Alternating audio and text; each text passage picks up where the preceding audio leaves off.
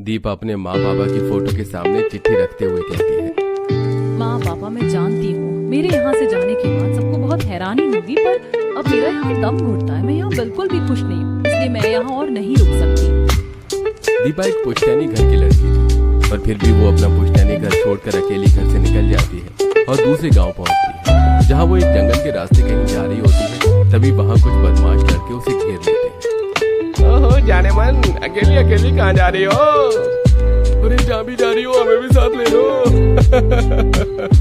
मैंने कहा मेरा रास्ता छोड़ो। इतना बोलकर दीपा वहां से जाने लगती है, तभी एक लड़का उसका हाथ पकड़ लेता है और वो उसे थप्पड़ मार देती है। वो लड़के दीपा को धक्का देते हैं, जिससे उसे काफी ज्यादा चोट लग जाती है। पर तभी वहाँ रवि नाम का एक लड़का आता है, जो उन दोनों बदमाश लड़कों को मारता है। तुम बदमाश लड़कों को शर्म नहीं आती लड़कियों को छेड़ते हुए? भागो यहाँ से।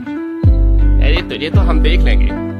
इतना बोलकर वो लड़के वहां से भाग जाते हैं। तो वहीं चोट लगने की वजह से दीपा बेहोश हो जाती है। अब दीपा को रवि गोद में उठाता है और अपने घर ले जाता है। रवि के पिता एक वैद्य थे।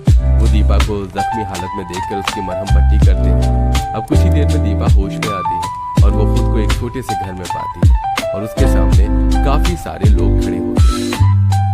बेटी तुम ठीक तो हो? कौन हो?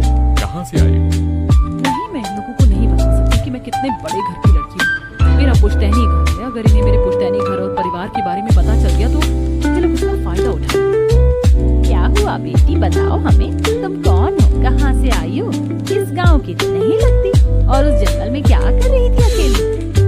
वो मैं दरअसल अनाथ हूँ। 18 साल की हो गई हूँ, इसलिए अनाथ आश्रम छोड़ दिया और खुद के रहने का ठिकाना ढूंढ। कैसे भटकते भटकते उस जंगल में चली गई, मुझे खुद को भी समझ नहीं आ रहा।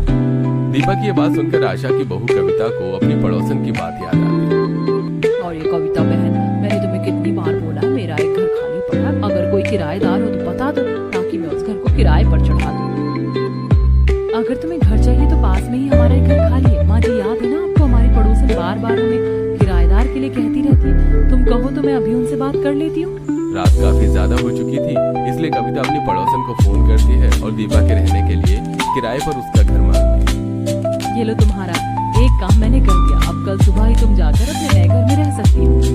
भाभी देखो ना, इन्हें कितनी चोट लगी है, इन्हें भूख भी लगी होगी, खाना बन चुका है, इन्हें खाना दे देते हैं। रवि और उसका पूरा परिवार दीपा को काफी परवाह करता है। कुछ दिन में पूरा परिवार उसे कमरे में छोड़कर अकेला चले जाते हैं और दीपा जमीन पर सोने की कोशिश करती है और जमीन पर लगा बिस्तर देखकर उसे अपने पुश्तैनी घर की याद आती है। ये है मेरी प्यारी राजकुमारी बेटी का कमरा। तुम्हें ऐसे